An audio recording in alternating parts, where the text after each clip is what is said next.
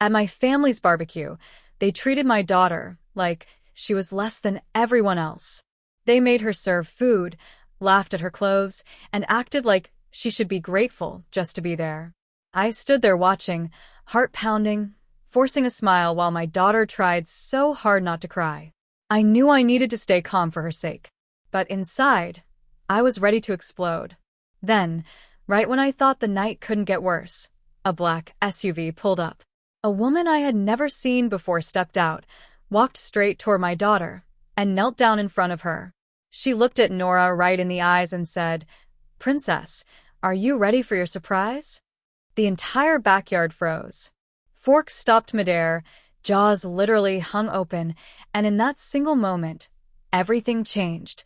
When we pulled up to my sister Clara's house that afternoon, I already had a knot forming in my stomach.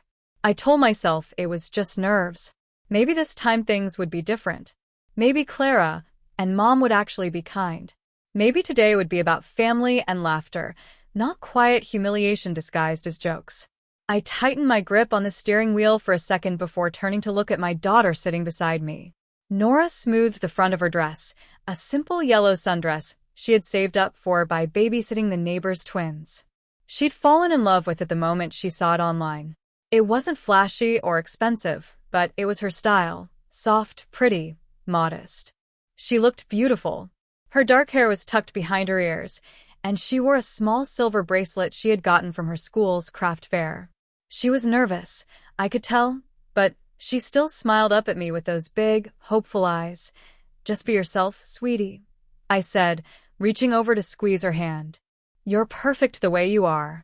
Nora nodded and tucked a loose strand of hair behind her ear. "Thanks, Mom." We got out of the car and were immediately hit by the smell of grilled burgers and hot dogs. Laughter floated through the air. Kids darted across the neatly trimmed lawn. Adults leaned back in plastic chairs, holding paper plates piled high with food. It looked like the kind of family gathering you see on TV commercials, happy, carefree. But I knew better. I could already spot the tight smiles, the sidelong glances. This wasn't about catching up and having fun. This was about sizing each other up, picking apart whoever seemed the weakest.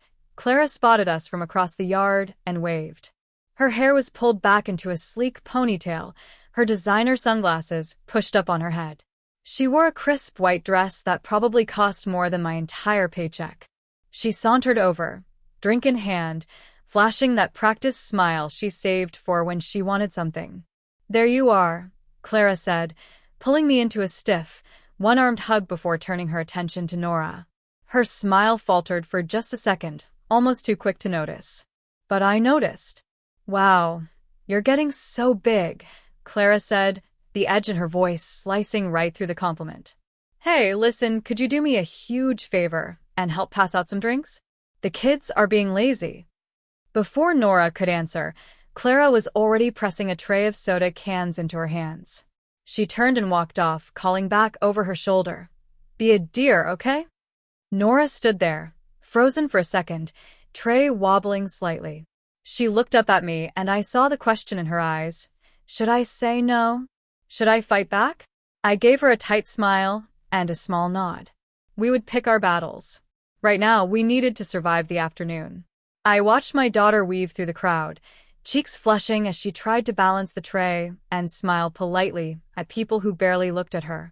I felt a burn rise in my chest, a familiar mixture of anger and helplessness. I had told myself we needed to come, to show up, to be part of the family, but I hated seeing her treated like this, like she was a guest who should be grateful for crumbs. I made my way over to a picnic table where my mother, Margaret, sat, fanning herself with a paper plate. She barely looked up when I sat down. "Late as usual," she said, folding the plate neatly in half. "Traffic," I said, even though there hadn't been any. My Uncle George sat beside her, sunglasses hiding whatever judgment his eyes might have shown. He gave me a nod but said nothing. Typical. I kept glancing at Nora, willing her to come back, so she wouldn't have to endure it too long. Just as she was handing a soda to one of my cousins, Clara's voice rang out again, louder this time, drawing the attention of several people nearby. "Nora, did you knit that dress yourself, sweetheart?" Clara laughed, her voice dripping with mockery. I saw the way a few others snickered. I saw the way Nora's shoulders stiffened. She didn't say anything. She just kept her head down and moved to the next person. I stood up, halfway out of my seat, ready to go to her. But my mother put a hand on my arm. She needs to toughen up a little, Mom said under her breath, as if that made it better. I jerked my arm away and crossed the yard toward Nora. She didn't look at me, but I could see it in the tightness of her mouth, the way she blinked too fast. She was fighting not to cry. I should have turned around right then and there. I should have grabbed her hand and walked out. But before I could make a move, the deep growl of an engine cut through the chatter. Heads turned toward the driveway as a sleek black SUV pulled up.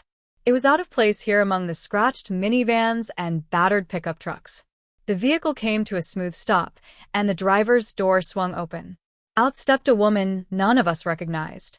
She was tall, elegant, dressed sharply without looking like she was trying too hard.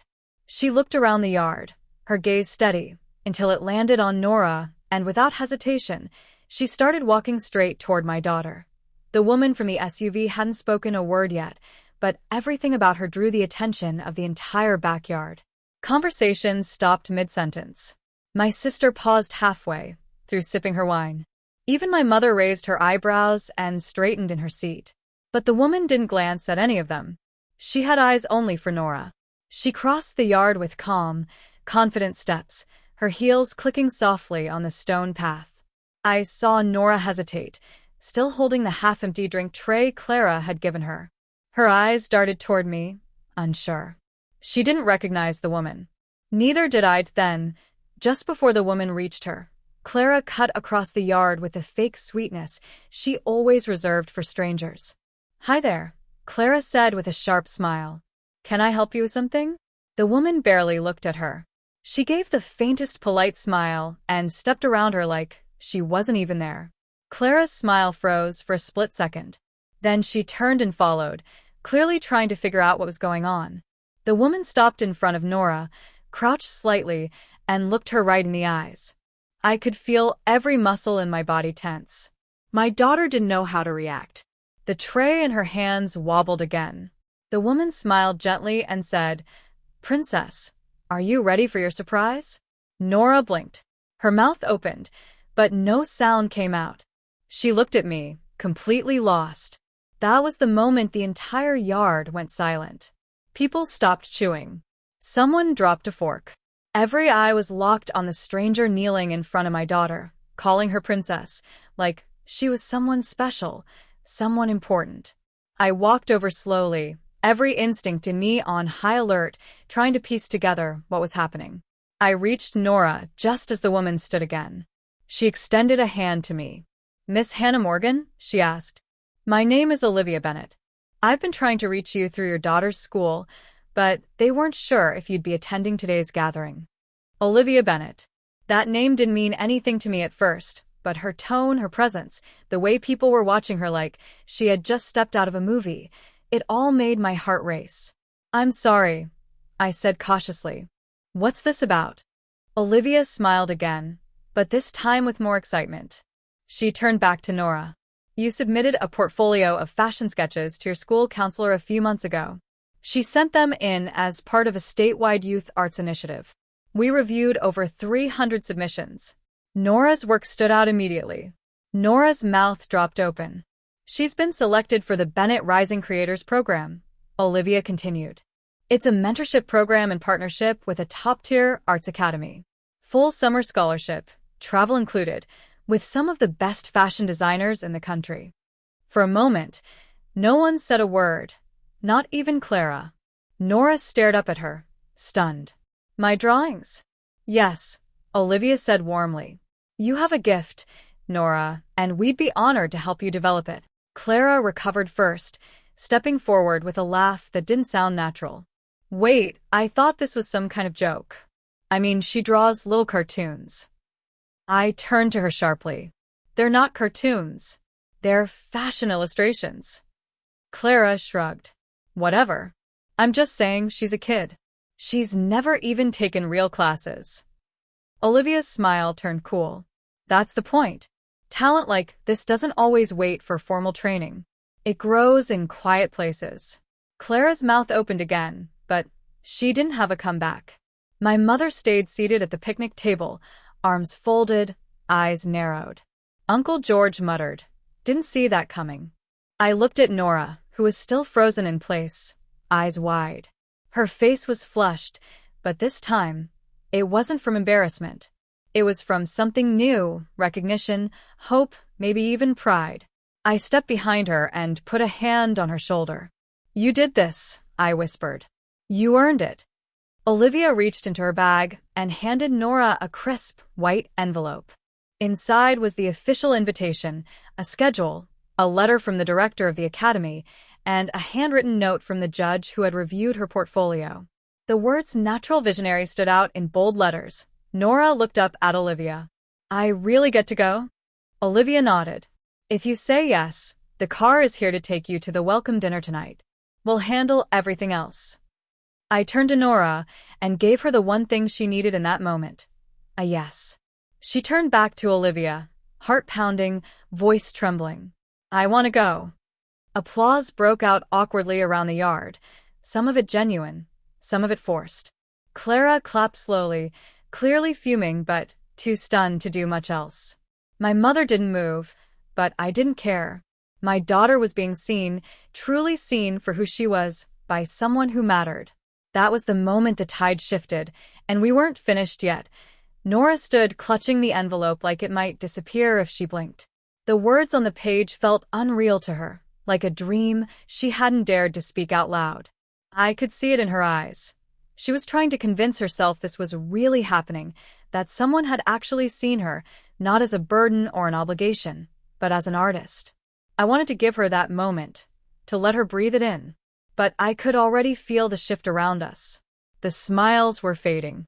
Whispers had started again, and Clara, who had been unusually quiet, stepped forward. "I just think it's kind of weird to show up uninvited at a family party," she said to Olivia, folding her arms. Olivia didn't blink.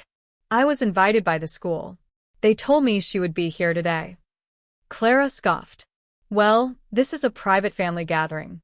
Maybe next time someone could call ahead." It was a desperate move. Clara was losing control of the narrative, and she knew it. This day was supposed to be another chance for her to hold court, to remind everyone how important she was. But the spotlight had shifted, and it wasn't on her anymore. It was on a 14-year-old girl holding a future none of them had expected. I stepped forward. "We're leaving." My voice came out sharper than I meant it to, but I didn't take it back. I turned to Nora. "Get your bag from the car." She hesitated. "But what about?" "We're done here," I said. "Go get your things." She nodded and took off toward the driveway. Clara stepped in front of me. "Oh, come on, Hannah. Don't be dramatic." I looked her in the eye. "You humiliated my daughter. You made her serve food to people who think they're better than her. And you laughed at her clothes. That wasn't family. That was cruelty, and I won't let her stand in it for one more minute."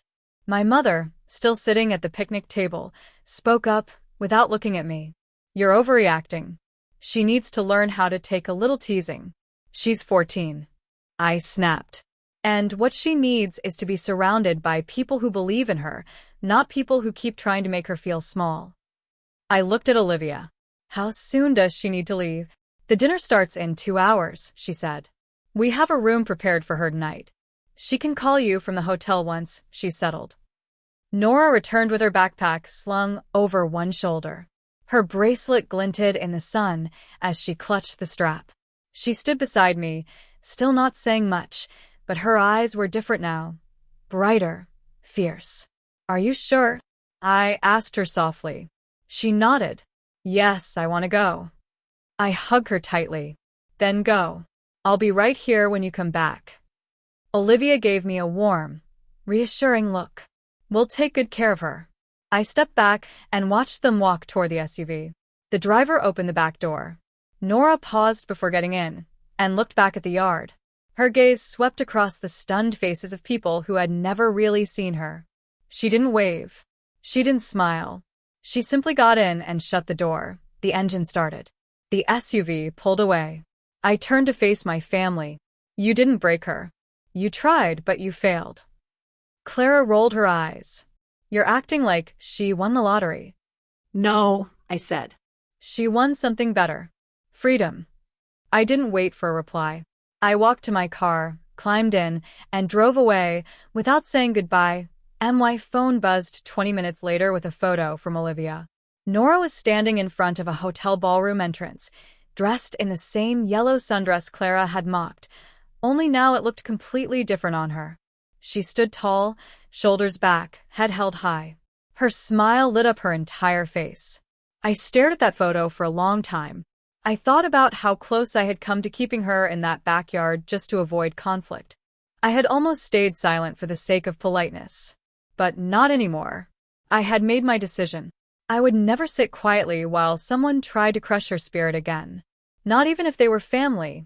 That night, after I got home and shut the front door behind me, the house felt quieter than usual. Not empty, just different.